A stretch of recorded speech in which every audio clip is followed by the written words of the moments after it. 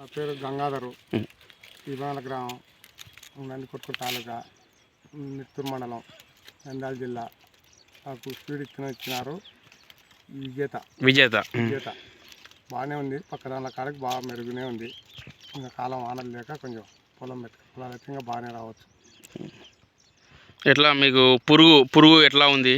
పురుగు ఉన్నా కూడా పురుగు ఏం పెద్ద గింజను ఆగం చేయకుండా బాగానే ఉంది.